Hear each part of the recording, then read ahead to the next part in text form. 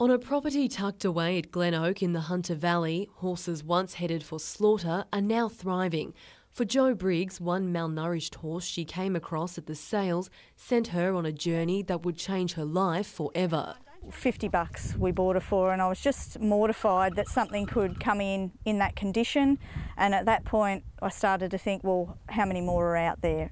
She soon found out. The overwhelming number saw her establish the charity Horse Welfare Incorporated.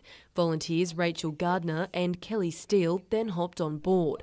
This year alone, they have rescued 34 horses, including siblings Billy and Magic. Both were at death's door with pneumonia when the group bought them back in July. Now they're a picture of health, enjoying a life that was so very nearly cut short. It's a similar story for Titan. Terrified of people after having very little human interaction, he's slowly becoming brave enough to show his affection for Jo alone.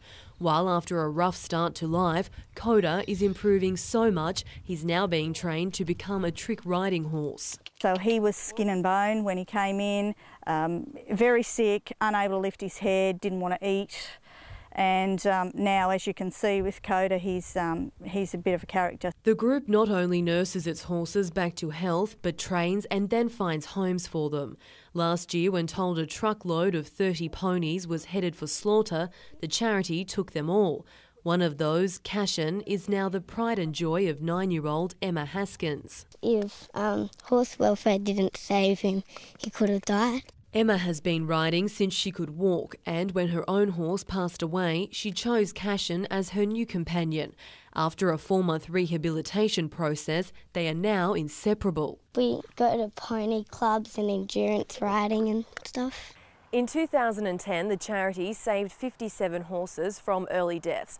Last year, that increased to 63, but to continue its efforts, more money is needed.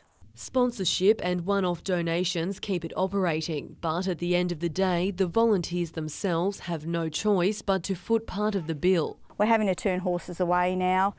We can't take any more in at the moment until the ones we've got have been rehabbed and adopted out.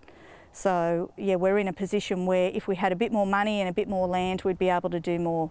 But at this stage, we're pushed.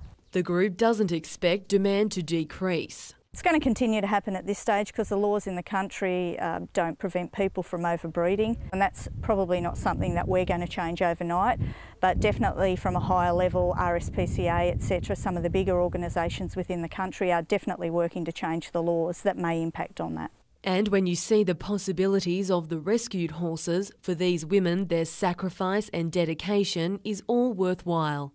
It just warms your heart to see that little girl riding her pony across the paddock. It's, for us, 30 ponies that could have been dead, and there's one of them that's just fabulous. Emma Murphy, NBN News.